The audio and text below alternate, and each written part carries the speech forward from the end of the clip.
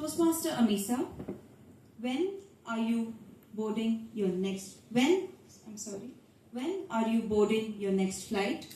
When are you boarding your next flight? Toastmaster Amisa.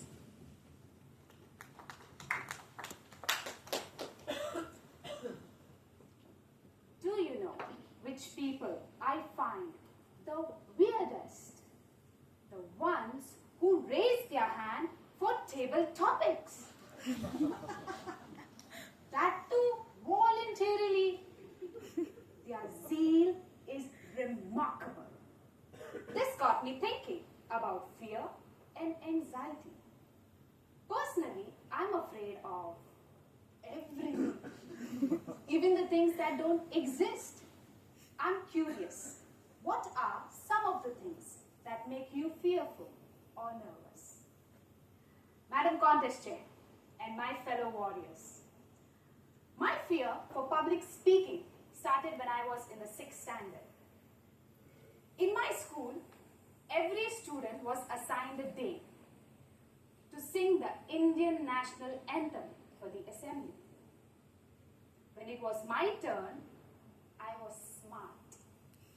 I called in for sick day that I'm going to be absent today.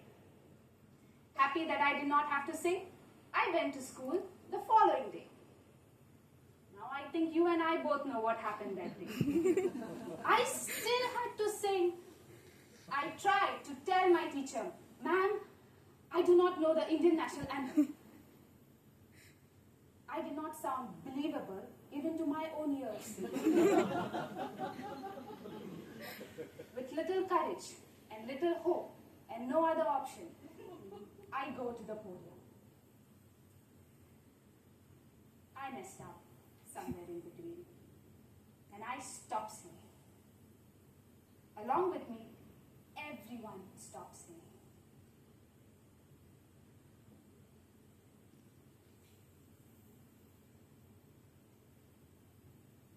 This is exactly what happened that day.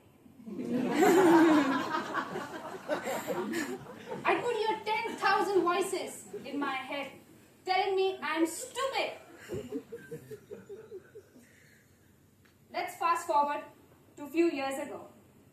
I walked into a Toastmasters club, wherein a Toastmaster named David gave me a table topic. I'll tell you what he did. He so casually pointed at me and said, "My dear, you're next." I was next. And your topic is to speak about your fear. That was my fear.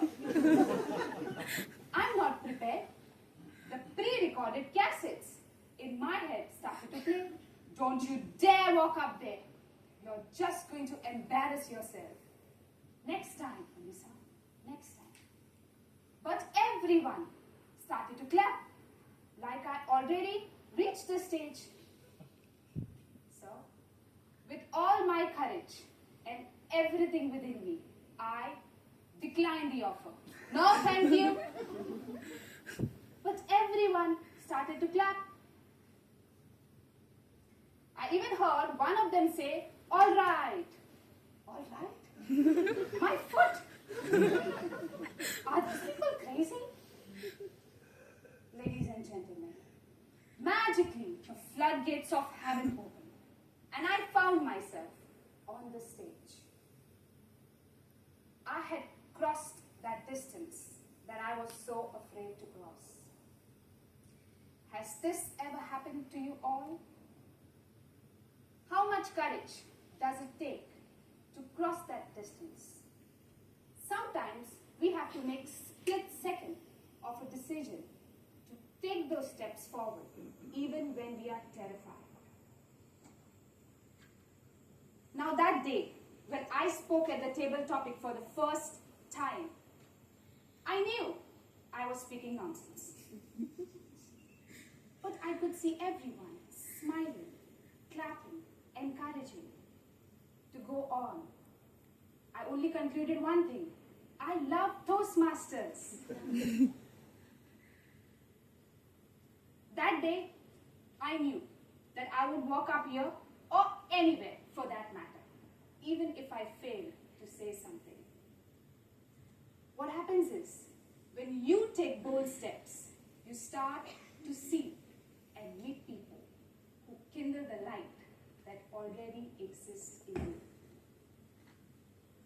So I encourage you all and give you the boost to just cross that distance that you're so afraid to cross. You will find support on your way. And if you ever hear a voice within you saying you cannot do it, then as Vincent Van said, by all means, do it. And that voice will be silenced. Today I am standing here in spite of my fear.